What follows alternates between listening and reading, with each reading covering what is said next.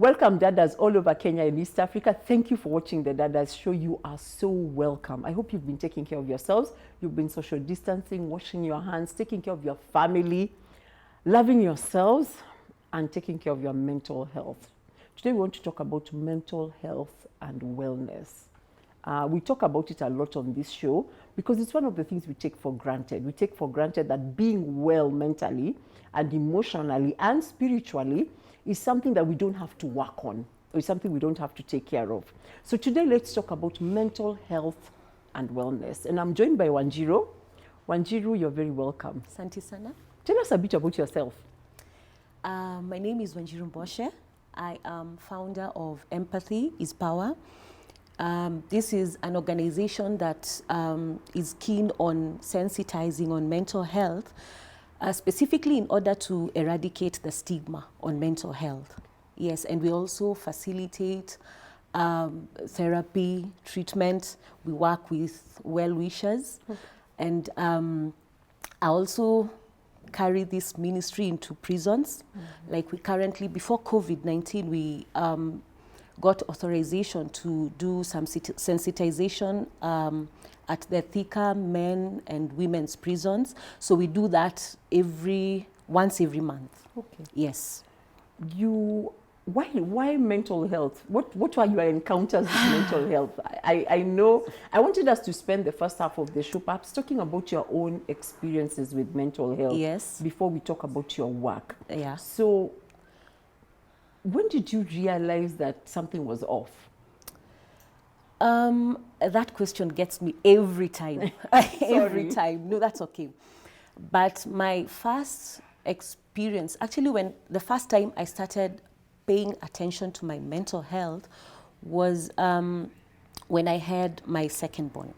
I forgot to mention I'm a mother, a great mother at you're that. A mother. Yeah. Yes.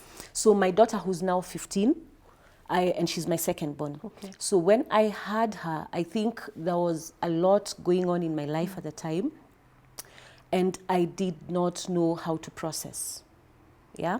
So and the thing with mental health, when you're going through it, and because of the stigma and that there's not a lot of information out there about it, you just think of it as stress and hope that when things get better, then it will go away. But you see, the thing is, the more you sit with that grief, it changes you. Yeah. So when my child was, I think, about 2-3 months thereabouts, I learned that, okay, I had a breakdown of sorts.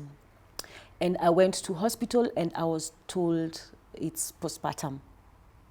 After you have had a child, you know, the attention that you get to, you must give your child, and basically everything changes and you find yourself in a space that you are not well prepared for.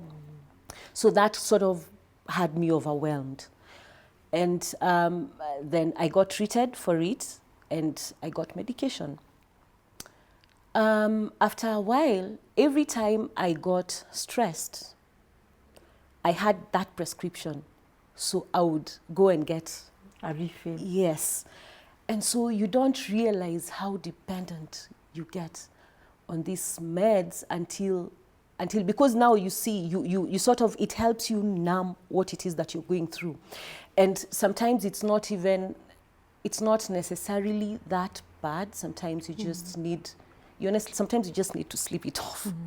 See, but because you want to find that solution very fast and you know where to go to for that kind of thing. So I used to do that a lot. But you get to realize that there are a lot of other issues when you get into therapy. Okay. You see, because at some point, after self-medicating and then after some years, my dad passed on. I did not realize how hard that hit me. Okay. Yeah. So after he passed on is when I got introduced to therapy. At first, you know, who wants to lay out their business out there for everyone to know?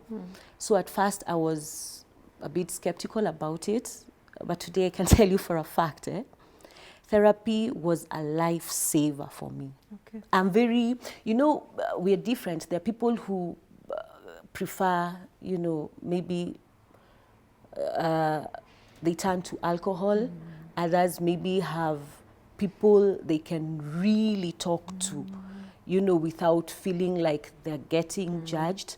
And for me, really, I have amazing siblings I could talk to, but you don't want the burden of, you don't want to burden them with all of that, because even you do not understand where you're at. See, so I gave in. I gave in, and I started going for therapy, and it's been okay. Okay. Yeah. So when this, because what I realized, and we were talking offset, and I realized that some of the things that happen to us, they are triggers for things that that have been buried. Exactly. They trigger. So maybe you lose a loved one. Yes. Suddenly, you experience this overwhelming sense of emotions and overwhelming sense of loss and confusion. Yes. And when you were not feeling well, what was the reaction of people? Did people tell you snap out of it? Or Absolutely. I mean, everyone has an opinion about what you're going through, and surprisingly, and I was telling you this before we came on air, that everyone, I dare say, each person is struggling with mental health. Yes. In one way or another. It's just how severe is your case. And when you were, when you got a diagnosis, or when you realized that you needed help, how soon did you, accept that help? You see, how soon did you acknowledge that you needed the help? And I got a lot of that, and most of it really was that, because I mentioned earlier that that happened. For me, what triggered all those emotions was when my dad passed on. Yeah. You see, everyone kept, even I thought that was the reason I got into this very dark space. And I isolated myself, and a lot of people would be like, people die. Yeah, people die. You know? People lose their fathers every day. Exactly. And they're like, snap out of it, snap out of it. Yeah. Exactly. So what is this? What is this with you? What's so special about your case? And you see, what happens is that when the minute you hear that, that seed has been planted, and even when you're in your own space, you start internalizing it. Like, why do I think that this has affected me the most? Yeah? Why do I feel like I'm the only one? Because I remember there's even one person who said it in vernacular, and you do not want to hear it in vernacular. Like, you're not the first person kukufiwa. Yes, yes. And for me, that was a bit too much, And before I actually got into therapy, and I don't know, I hope this helps somebody, and where I started sort of really embracing the concept of therapy, taking away, separating the stigma from really what it is that you benefit from, is I got introduced to Vincentian Prayer House. Yeah. Okay. Our dad raised us, took us to church a lot. Yeah. And he always said that there is nothing that God will not help you go through. I mean, endure and heal from. There is no solution that you can find out there that God cannot provide. So for me, really, when I got introduced to Vincentian Prayer House, so I went for a retreat. And I was fortunate enough I'm very expressive, and I know when I could hold back a bit, but when I need help, I will ask for it. So I was like, this is it, I'm already here, and I was told that this is where I'm going to get my deliverance, so why not? So I was fortunate enough to meet a priest, and he listened. I was raised as a Catholic, so the confession thing was really it. But the difference between that and what I experienced then is that we were seated like we are now, and he listened. And I cried. I broke down. I did not realize how much pain I had. See, and so, you know, he advised me on a number of things, what to let go, what to work through, and that sort of thing. So you see, by the time the concept of therapy was really being, you know, fronted as a solution, you had already gone through some kind of a therapy session. Yes, and the thing about this is, you see, I will not be burdening my family with my issues. And you see, sometimes even for family, you tell them so much and then you stress them up and there's nothing really they can do about it. They don't have the skills. You see, they don't have this. They don't even you do not know what it is that you're going through. Yeah, and so that was it for me. And so for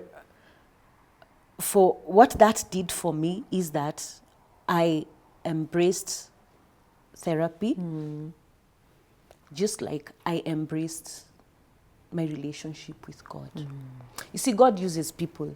And I hate it. I really do. When people, especially, I talked about the stigma on mental health. I hate it when people will throw verses at you and want to lay hands on you so that, you know, like, this is a spirit, a demonic spirit. You know, and really, the same thing, and thinking about it, and this is why I was saying God uses people. Like, for instance, and this is maybe it's a bit extreme, but it is what it is. Once, say, if you're expectant and you're about to deliver, you do not go like, okay, God, here comes the baby, do your thing. You look for people that have skill. You look for midwives. Yes, and even for those that deliver their own babies, they have the skill. You see? So now, why are you telling me? Why do you expect when you have mental health illness, you see, it's supposed to be a snap away. Exactly. And the truth is, sometimes I know when to go before God and just sit at his feet and just be present and seek for solutions there, and I know when to go to therapy. Okay. So for me, I believe that both work. Okay. What were you diagnosed with when you went for therapy? What were the things that were diagnosed? Depression and anxiety. Okay. What does that look like? What does depression and anxiety look like? Because, you know, by the way, you know, we hear, do you know how people use this word? Oh, you are depressed. I know. I tell people that, you know, I love on this show. It's because we use the word like as if it's a joke. Yes. Unajua nani amekuwa depressed? Yes. Nini? Anxiety is something we joke around. We joke around it. Don't be anxious. Especially Christians say things like, do not be anxious about anything. What does depression and anxiety look like? How do they manifest? For me, what depression has been like, and by the way, depression is a state of chronic sadness. Like, you're always, for the most part, you're just sad, you know, and you don't know why. And that's before I really understood what this is, I used to be really hard on myself because, you know, sometimes things are okay and they're really okay. So you even start asking yourself questions like, what do I even have to complain about? Other people have it worse. And you're sad and you do not know why you're sad. I'm told it's like somebody was describing depression like a blanket. It's like a blanket, like a blanket, like a fluff of sadness, and you feel yourself sinking in it, and you just keep sinking, and you try and swim, or like you are drowning. You try and swim out, but the more you try to swim out, the more you just keep going, and eventually you stop fighting. No, but I think it's different for everyone because, like, for me, I don't try. I don't feel like trying. I don't have the energy to try. Yeah. You see, like, I don't see the point in trying. Yeah? And that's the reason I got hooked to the medication. Yeah, to the medication. Yeah, because it sort of gets you out of that zone. Yeah. It makes you stop stressing much. You're just okay. You go on autopilot, literally, yeah? Yeah. But then getting out of that is stressful because now if you get so used to taking the medication, then you can't function normally. Without the medication. You can't function at all. And so for me, I had to find a way, and a psychiatrist who really values my idea of healing. Because some people, you're okay being in that space. Me, I wanted to be okay and to be able to get out of, that. So my psychiatrist helped me get out of that addiction. Yeah. See, Okay. yes. What about anxiety? Did you have anxiety attacks, or what does that look like? Now, anxiety attacks are more frequent. Like depression comes in phases. Like I've been okay for a long time now. But anxiety, I'm always anxious about everything. Okay. About everything, Okay. really. And so what happens is that I have to stop and ask myself, why am I anxious? So like Wanjiru, you drove here. Yeah. Driving in Kenya is a very anxious affair. How do you manage? Because there's a sense of anxiety. Even as you reverse your car to go home today, even now, wouldn't you have an anxiety attack? Because me, that's what I imagine. So this helps me. Every time I get anxious, I try to get my mind off of what is making me anxious. Okay. So what keeps me going, and this is one thing I'm very consistent with.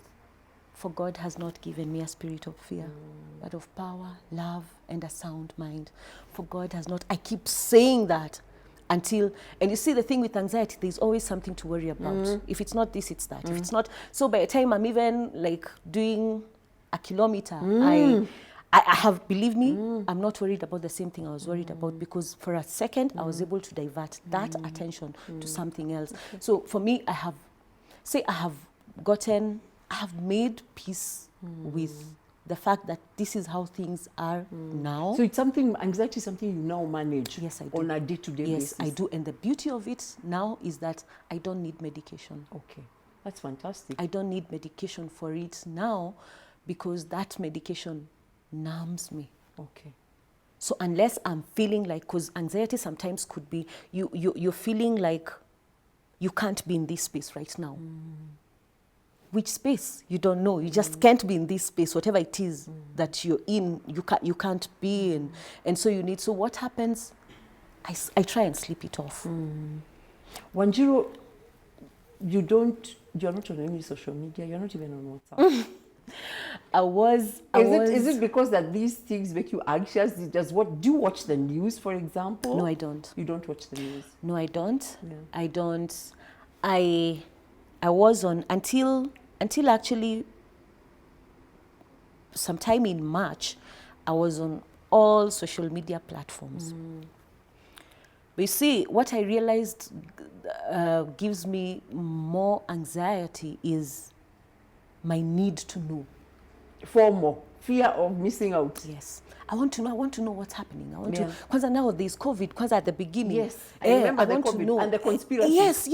They were coming in fast and furious. Exactly, and then it's one thing today, it's a different thing. So before I internalize this, and so it just became too much for me at some point. So I started doing away with, I still have a social media account for Empathy is Power, and on Twitter, Instagram, and Facebook, but we have a social media manager. So I'm not on, I still have one more to delete. I still have Facebook. Facebook? Oh, you're on Facebook? But that one, I'm giving it like 3 weeks, and then I'll be done. Do you scroll up? I haven't for the last month. Okay. And the reason I left that one was I don't want to regret, I don't want to leave, I don't want to get rid of all the others. And so what I believe is that, and actually it has worked. And that's the thing. Yeah. It really works well for me, because if my siblings, and there's a time I could switch off my phone. Now I've gone back to work. But the first 3 months, until July, thereabout, I would only put on my phone in the morning at 6, between 6 and 10, and then I'd be off until the next day. And you see, I decided that if anybody needs me, they will call or leave a message. But I cannot, and if I need somebody, I will call or leave a message. And that has also taught me to respect other people's space as well. I don't want to be called. Maybe you're also in that space where you also don't want to be called. You can't, you do not have the bandwidth for certain conversations, you see. So that has really helped. So I decided that what I need to know, I will know. Yeah. I don't have to go scrolling through and wanting to know. Yeah. But I go to YouTube a lot, because that's where I get a lot of my inspiration from. Yes. Do you believe that we live in a society today, because of the fast pace and the information, that can very quickly make you anxious and depressed? Yes, I do. There's too much information. Exactly. You see, and I was listening to a pastor who said something that really stayed with me. He said, the reason we struggle with our mental health is because our souls know that something is missing. And just think about it for a minute. You know, like, how does your soul know to yearn for a society that, you know, that at least every child has the basics, and we have never seen it. We have never lived in a society. You see, how do we know to yearn for justice in a world that's ruled by injustice? How do we know that? You see, it's because our souls know something that keeps me grounded. I don't beat myself up about feeling too much. And you know, people will say, you're feeling too much. You see, so I have gotten to a space where, and yes, to answer your question, yes, there's too much information and nobody is going to filter it for you. Yeah. You have to take the initiative and decide that, you know, this is too much. Have boundaries. Know where to draw the line, and just pick what works for you and leave the rest. Because again, no man is an island. No, you can't exist by yourself. You need information. And that reminds me of something else someone said a lot. And that is why I'm sharing my story, because I glean a lot from other people's stories. So it would be selfish to keep my experience to myself. Yeah. And so someone was saying that there will always be somebody who wants to confiscate our humanity, but there are stories that always restore it. Okay. Just think about that for a minute. I really like the fact that what you said, that is so deep, Wanjiru. Yeah. That our souls know better. Yes.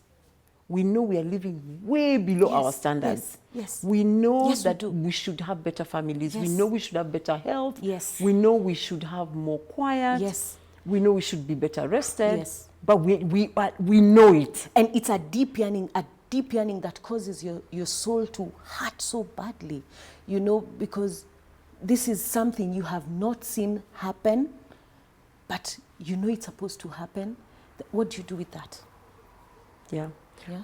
We have to go into a break. All right. We're going into a break. We'll be coming back. Go and get something soothing. We're talking about mental health. We'll be right back. Welcome back, Dadas. We were talking with Wanjiru about mental health and wellness. Wanjiru, you warned me about, I want you to tell people the difference between, so we don't say mental illness. Yes. Why don't we say that? Because when I was writing you, I said mental illness. Yes. And I didn't write back. Yeah. Talking to you about it, I decided, wait until we meet. Thing is, there's a lot of stigma around mental health. Yeah.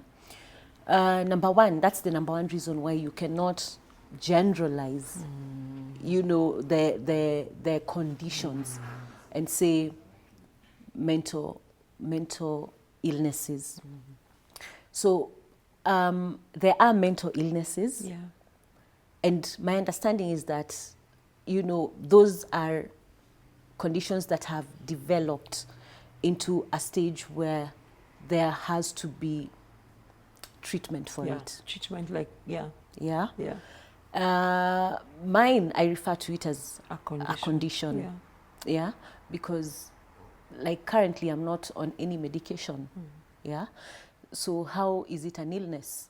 So it's a condition. It's a condition that you deal with. Yeah, that you deal with, but now it could get out of hand if you sit with it for too long. Okay. Yeah. Wanjiru, I wanted to ask you, now that you work with people with empathy is power. Yes. What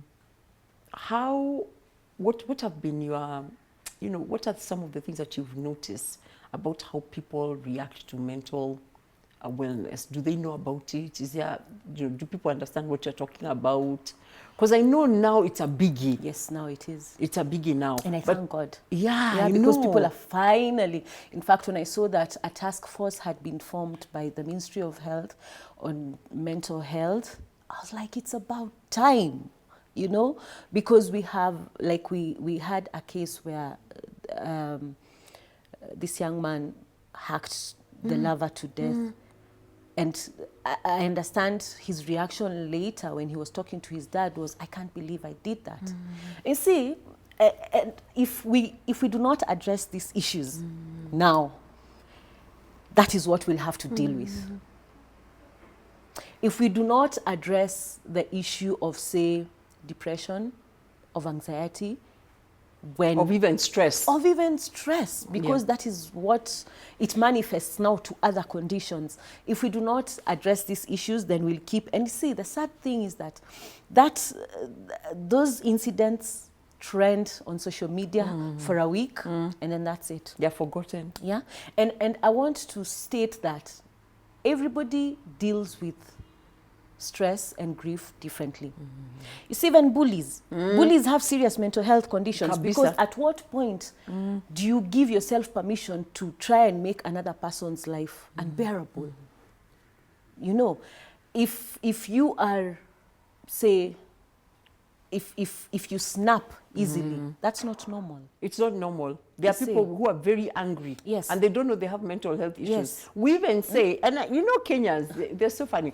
Do you know, people even say certain tribes have got short tempers? Yes. Those people are actually suffering from mental health. They're not well. Yeah, and it's because of maybe the circumstances they've had to grow up around or in, and we won't talk about it. And I remember when I started talking about my mental health, someone actually said to me, those are rich people problems. Yes.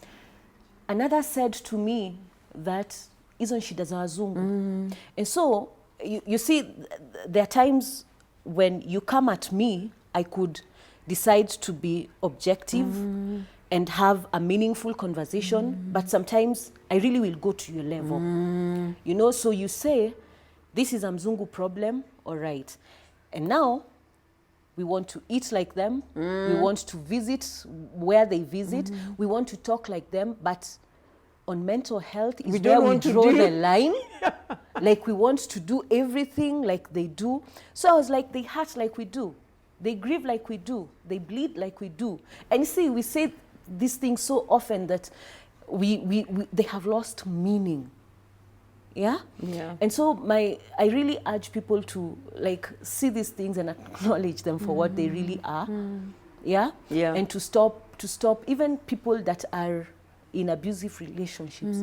That's a mental health issue. Yeah, it is. Yeah. Yeah? But we will not talk about it like that. Why? Because illness. Yeah. See? Yeah. That's why you'd rather say condition. Yes, I'm very particular, because unless you are diagnosed, you get a proper diagnosis, and the psychiatrist says that this is what you're going through, I cannot tag it. I cannot tag you like that.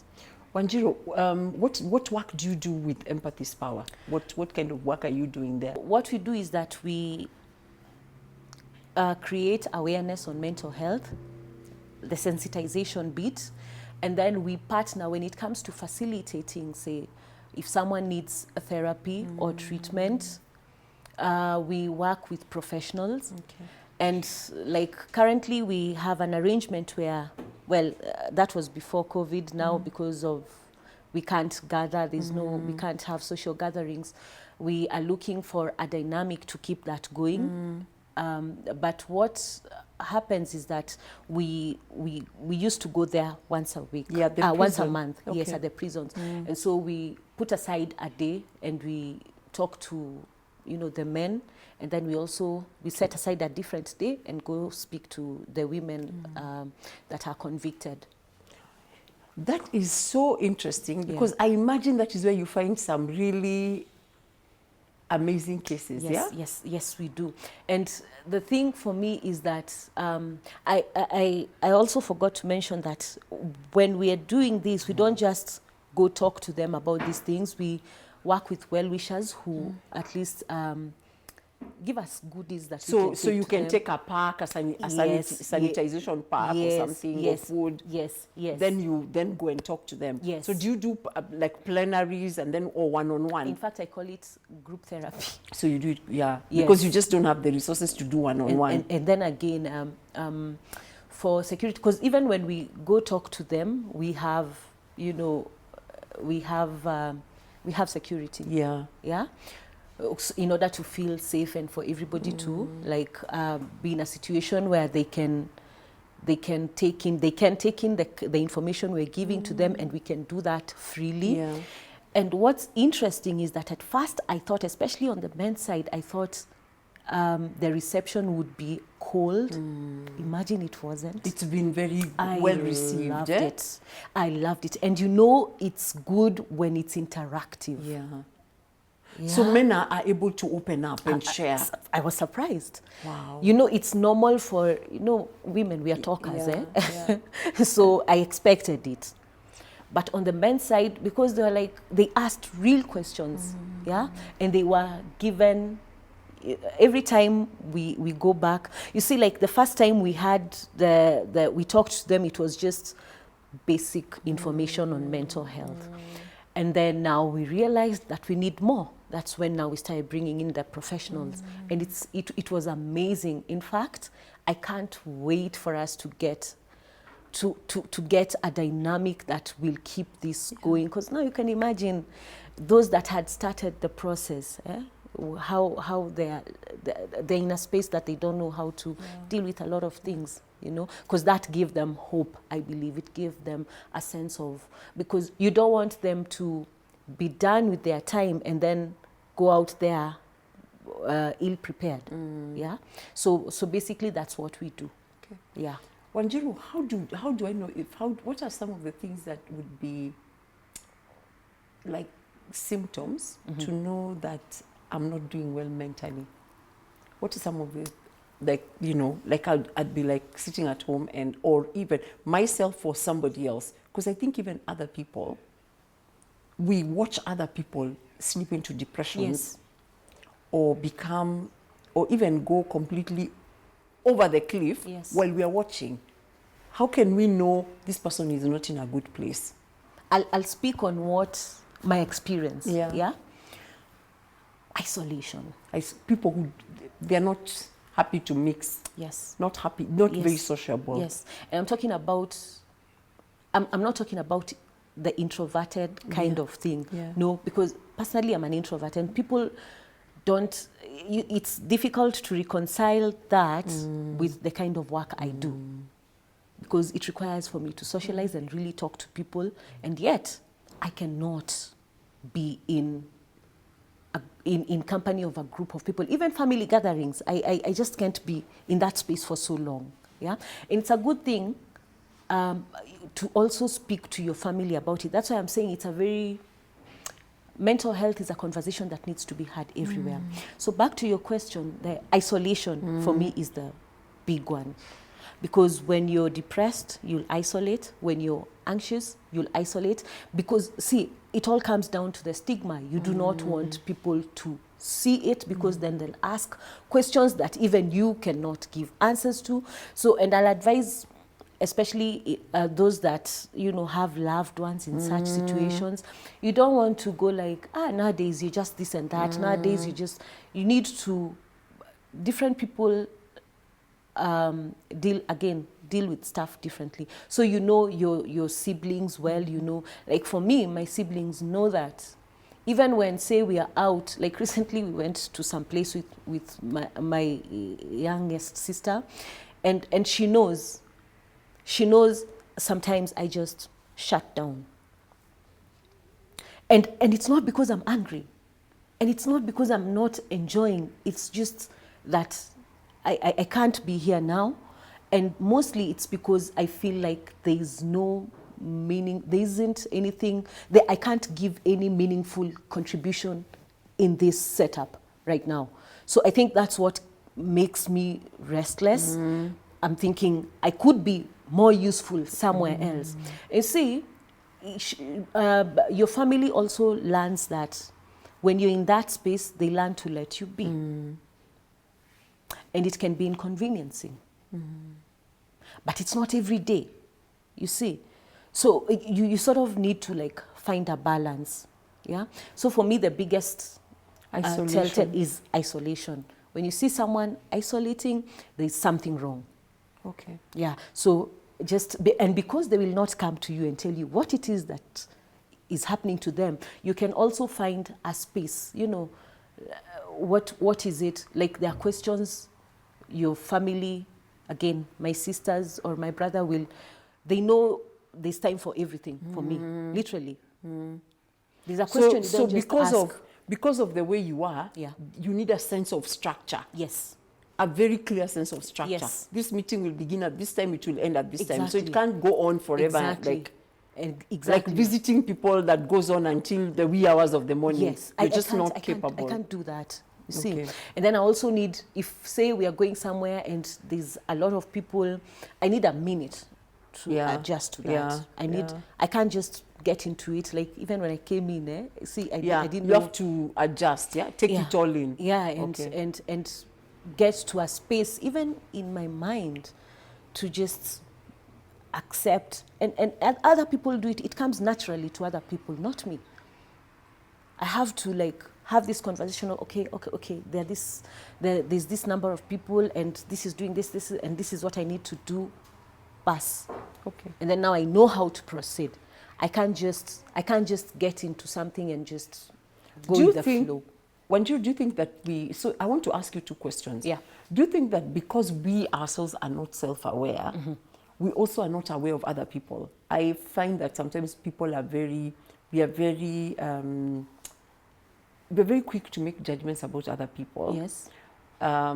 I'll give you an example. I have a daughter, my eldest daughter. Yeah. She's like you. She'll walk into a room. Yeah. And if she doesn't know the people, she'll not say anything. Yeah. She'll be very quiet the whole time. In fact, people think she doesn't talk. Yeah. Yet when we get home, she's a completely different person, because for her, spaces where she doesn't know people, she does not trust those spaces. Yeah. She will say nothing. She will be a very good observer. Yeah. She'll probably say one word. She'll only speak when spoken to. Yeah. And her personality completely changes. Yeah. When she's with people whom she trusts, she's a completely different. Yes. Very open, very loving, very warm, very talkative. Yes.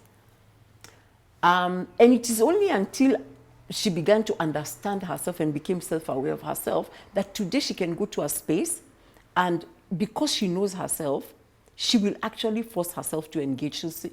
She'll think, I cannot retreat. I have to go forward. Exactly. Especially if you feel like, for me, that's why I don't socialize a lot. And if I'm going somewhere, maybe I'm with my kids, I'm with my sister, I'm with my brother, you see. So when I'm in a space with them and it's for them most of the time, I feel like I need to make that effort. Yeah, the conscious effort. Yeah, and they know that I do that, and so even they will try to make it easier for me to be in that space. Yeah. And when I'm done, I'm done. Yeah, I'm hearing you. Yeah? Yeah. And you do it, you don't just, you don't do it in a way that will also put them in a spot where they have to explain anything. You get used to it. And you see, that's the beauty of having this conversation on mental health. And telling people that you're just not... Exactly. You can't be all out there. Exactly. A good example, like a couple of weeks back, after a while of not seeing each other, my sister saw me, and the minute she saw me, she knew I was not okay. And you see, mine doesn't really show, and that's the thing with mental health and with all these conditions. And I was, and someone laughed about it when I was telling them the other day that, you see, you guys are uncomfortable now because of wearing the mask. Me, I've had to wear this mask for so long before COVID. Like, you have to be someone in this situation. You have to be a totally different person in this situation. But nowadays, I really don't do that to myself, because it's even harmful for your mental health. Nowadays, I really cut myself. I have cut myself so much slack. I am. And if I feel that I cannot be present in a certain situation, I stay away. Yeah. It's better than having to explain yourself. And that is why I'm sharing my story with no shame. So that you don't feel like I'm being somebody that I'm not. Okay. Yeah. Okay. For women especially, I think women are the ones who are less likely to take care of themselves, even physically. Yeah. So when it comes to mental health, that's the last thing on their mind. Yeah. Women carry a lot of baggage, they carry a lot of weight. Yeah. What would you like to tell them about mental health? There is help for what you're going through. Yeah. Yeah, like you have gone through it all, for God's sake, and you're still here in one piece. Give yourself some credit and seek the help that you need. Okay. Because there's nothing that, if there's a problem, there's a solution. You see, and you can start. You can always start somewhere. And in order to get comfortable, and I know women are prayer warriors, and so it's easier for women to tell a woman, like go on your knees and just put yourself out there before God. That's a very good, that is how I started. That's a good space, because then it gets easier to express yourself. Yeah? And then you realize when you say, there are things when you say out loud, you realize they're not as bad. And you're not the first person going through what you're going through. And the only difference between you and other people who have triumphed in such situations is that they sought help. So you can't do that to yourself. You can't just stay in it. You're not there's healing for you. Yeah. Do you believe there's power in speaking out? Because I think sometimes when we say things, when we open our mouths and actually say them, even we hear them for the first time. Yes, I know. I know. That's relatable. You understand? Yes, when you say them for the first time, yeah, even you hear them for the first time. Yes. So is there power in speaking out? Because I know that many of us have been taught, don't say about our family problems. Yeah. Men say, don't tell people about our family problems. Never tell anyone about your family problems. Yeah. Don't say anything about our problems, because nobody's, the world is a bad place. Yeah. I think for women, many women fear that if they talk, their stories will spread all over Kenya. I don't know what's wrong with that, but it's fine. So the power of speaking out. And the other thing I wanted to ask, the power of actually seeking professional help. So those two things, could you speak to them? So I'll begin with, if it's okay to speak out. Absolutely. I mean, how else are you going to get help? Like, really, just think about it. The only thing is that, where are you speaking out? Yeah, it is where. It's the where and to who. When I started sharing my story, I had to talk to my family. And their concern, in fact, all of them had one concern. Like, you don't know how people will receive this. You don't know what people will say about this. You don't know. And I told them, you see these concerns, I have sat and thought through each one of them.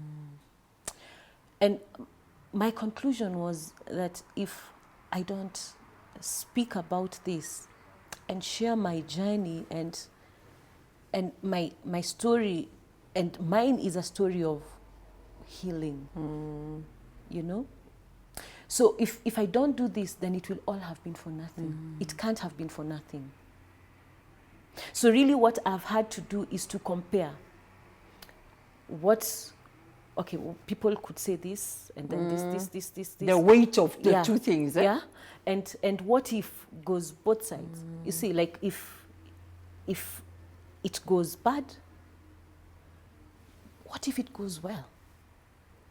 What if actually there are people who get healing from this? And again, it's selfish to go through something and to heal and to keep it to yourself. For what purpose? You know, imagine if all the doctors had to go because they went to school for all those years, and then they get this, they get even now, they get the COVID treatment, and then they keep it to themselves. And yet there are people who are going through what, and now you keep it to yourself and own that pain. Well, I owned the pain and I own the triumph too. Okay. So that's why I share. The second was what do you seeking professional help? Because I think again for mental health and wellness, we don't want to pay the price. We don't want to actually go and pay someone. Yeah. Look, if I broke my leg today, I wouldn't mind going to get a cast and I don't know, getting an X-ray and, you know, I'd spend a good 40, 50,000 shillings or whatever it would mean for my leg to be well. I'd buy crutches, I don't know what, you know. But if I'm diagnosed with depression and anxiety, no, I'll never even, I may never get diagnosed because I'll never go. Exactly. I'll never go anywhere. I was about to tell you the same thing because it all goes down to how much do you value your mental health. And the value comes in, how has it affected you? Yeah. Because me, it had affected my creativity, it affected my relationship, it affected how I saw a lot of things. And so it just got to that place where I knew for a fact that I needed intervention. See, so by the time you're getting to the diagnosis, you will get to the treatment. Yeah. For those that maybe see mental health as not something to be given, like you cannot even put in money for your mental health. You can't put in money to go and see a therapist. And you can't. And you know, a lot of this is because, number one, therapy is expensive. Yes, it is.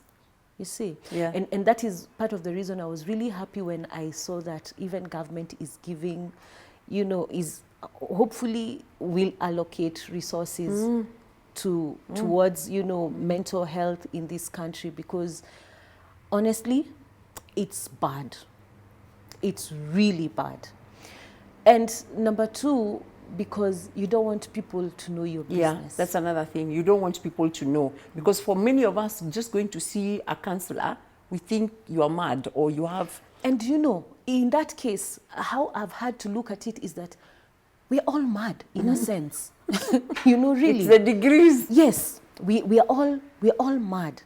So if you do not talk about it, then you sort of do not give permission. And I know how this sounds, but it's the truth. By talking about something, you give permission to somebody else to express what they're going through. It's true. I want mine to be such a story. Okay.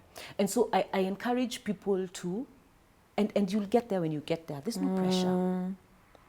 Yeah? You first need to, like, get to a place where you're healing first. Like me, I'm not entirely healed.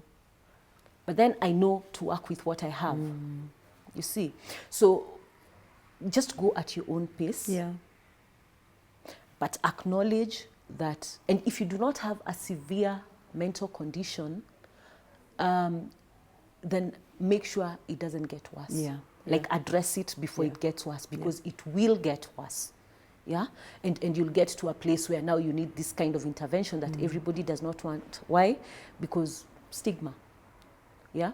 So you need to know that you're doing it for yourself and why. You need to ask yourself that severally. Why am I doing this? Why? And the why answers all the questions. The why gives you permission to do what it is that you must and to do. pay the price. And to pay the price. And to pay the price. Wanjiru, we have to end this. I am so proud of you. Thank you. You have been amazing. Asante sana. Keep up the good work. Thank you. Keep healing. Keep talking. Yeah. Keep getting professional help. Yes. Keep doing what you have to do Yeah. to be the best version of yourself. Asante because that's sana. the only way you can help True. other people. True. So we are so proud of you. Asante. You are not a survivor. You are a thriver. Thank you. And you are very right. You are just managing a mental health condition. Yes. Yes. Some of us manage Finally, you get it, hypertension. Some of us manage diabetes. Yeah. Some of us And manage that's okay to HIV, say. AIDS. And that's okay to say. Yeah, and it's okay, Yeah. and it's fine. Yes. So you are just managing a mental health condition, and you are great. Asante sana. Thank you very much. Thank you. Thank you for coming. We look forward to hosting you again very soon. Asante. Yeah? Yeah. Thank you, Dadas. Have a great week mentally, and take care of yourselves. Baraka.